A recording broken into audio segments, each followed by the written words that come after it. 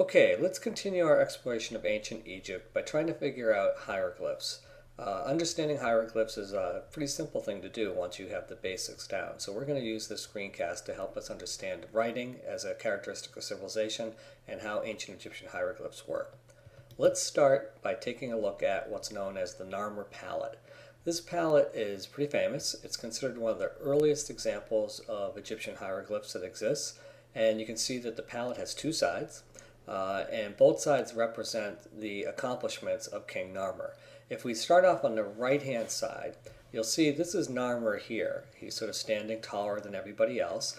We can recognize his hat, his actual crown here, is the symbol of Lower Egypt. And that's because he was the king of the part of Egypt that was down by the Nile River Delta, down by the Mediterranean Sea. And so that's distinguished by his hat. And then again over on the right here, you can see that he's got this sort of army that's marching. They're conquering some people over here. You can see some bodies laying around. And this sort of lion-headed thing here sort of represents the unification of both the lower and upper portions of Egypt. Again, we can see that in the bottom. There's sort of a cow sort of trampling on somebody. It represents his sort of power over vanquishing his enemies. And on the other side of the palette, here you can see a much larger Narmer.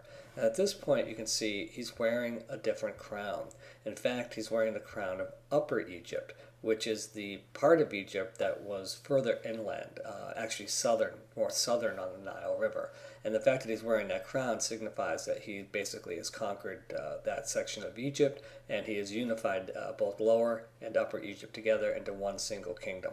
And you can see symbolically he's holding sort of a staff here in which he's about to clonk this person on the head, perhaps the king of Upper Egypt. Anyhow, the representation of these hieroglyphs is pretty simple. They're pictures. So early hieroglyphs were pictures. The pictures told a story. It's fairly simple to interpret and understand what's going on here. But that's the earliest type of hieroglyphs that there are. They're just the pictures to communicate a story or information. This here is another example. This is the Palermo stone, and it comes from a much later time period, and you can see it's very different than the Narmer palette. In this case, there appears to be a more evolved version of hieroglyphs being used. They are laid out on the stone in a way that sort of suggests that there's a structure to the language, maybe a grammar to the language. There are rules to how you read it and how you write it. They're not just pictures anymore. They're a more advanced version of a written language that's developed. So it shows the sort of evolution over time between the Narmer palette, which is clearly just pictures, and the Palermo stone, which represents different characters laid out in a different pattern. Okay, the most famous thing we have, though, to help us understand Egyptian hieroglyphs is the Rosetta Stone. It was discovered in 1799 by a French soldier along the banks of the Rosetta branch of the Nile. So the Nile River has several branches to it, and the Rosetta branch was where this stone happened to be discovered.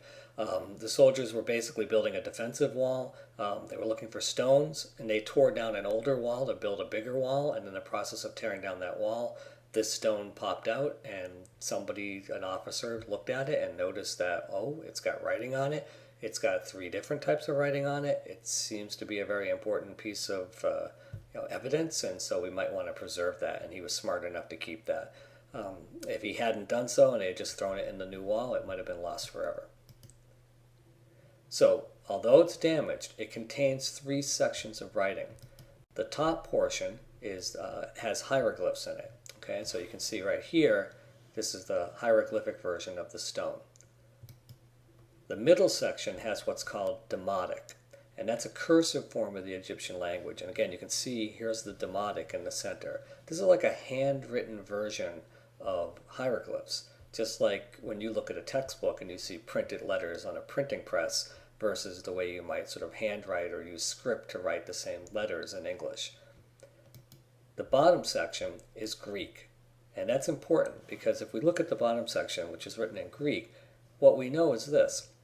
In 1799, when this stone was discovered, Egyptian hieroglyphs were a dead language. Nobody could read hieroglyphs anymore. Nobody understood what they were. Demotic was also not understood. What was understood, though, was Greek.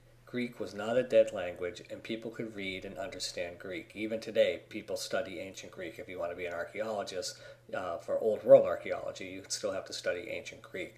So it would seem to make sense that if you could understand Greek down here at the bottom, then you should be able to very easily translate the Demotic and then also the hieroglyphs.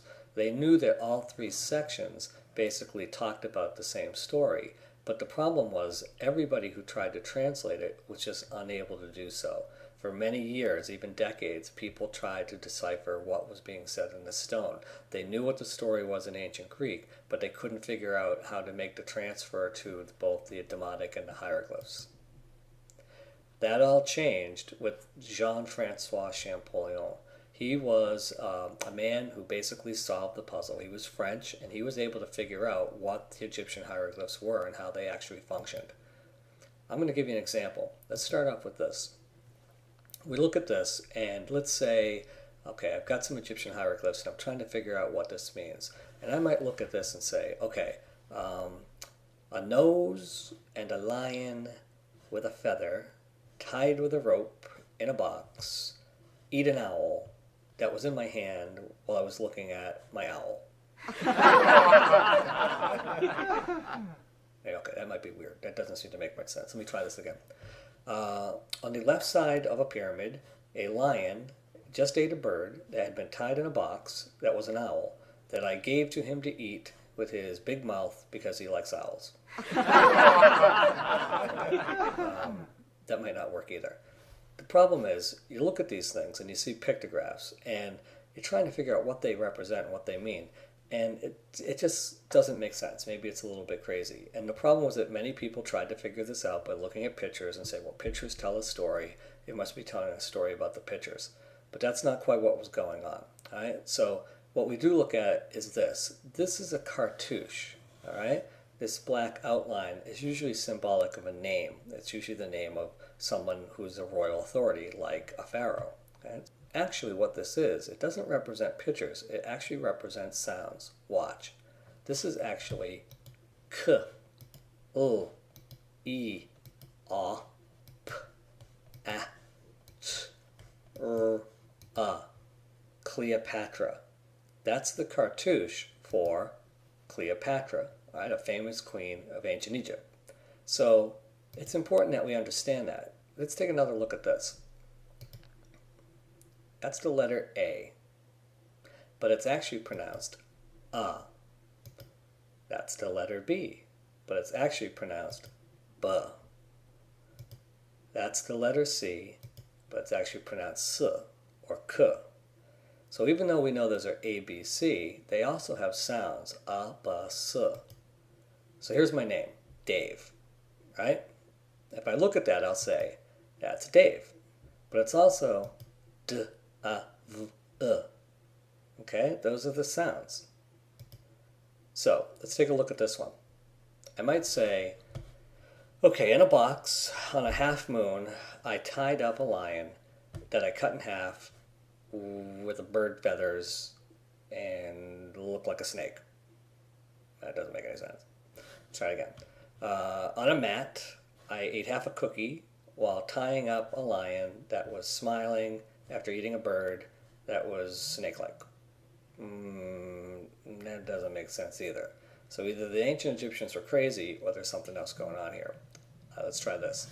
This is actually going to be P, T, A, L, M, I, S, or Ptolemy. And that's Ptolemy. Ptolemy was the name of an ancient Greek scientist, but more importantly, the name of an ancient Egyptian pharaoh of Greek descent. So again, if I look back at these, they look like they're pictographs, but because they have the cartouche around it, which is something Champollion figured out, he knew that they were names. The sounds that Champollion used were actually Greek sounds because he could understand the ancient Greek that was still attached to the Rosetta Stone. But they're not pictures. They're actually images that have phonetic values. Just like the letter A actually can sound like A, or the letter B can sound like a B. Once he figured that out, he basically could understand and interpret and read hieroglyphs. Okay, so he was convinced that hieroglyphs had phonetic value. and he was correct. So the discovery started off the modern field of Egyptology.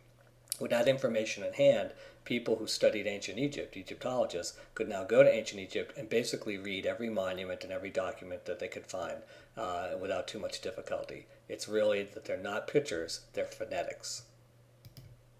All right, let's give this for an example. That's a car. All right, so there we go, car. All right, what might that be? Some people might say stars, stripes, maybe it's a flag, but what does it represent? Maybe it represents country, or maybe it represents nation. So that image on the left is car, and that image on the right is nation. But you combine them together, and you get something brand new, carnation. It's a phonetic way. So car and nation equal carnation. That's a pretty basic example of how ancient Egyptian hieroglyphs work. Here's another one. That might be eye, okay, like an eyeball. And this might be, well, I'm going to call those wavy lines. It could be blue, maybe it's water, ocean. How about sea? So I and C by themselves mean I and C. Now if I take a look at these phonetically, I'll see that this is pronounced I and this is pronounced C. Put them together, the two sounds of I and C, and you get icy. So in this case, I and C equal icy. So two different images with two different sounds to them create a brand new sound, icy. That's it. Not that complicated. It takes a little play to get around with, but that's essentially how ancient Egyptian hieroglyphs work.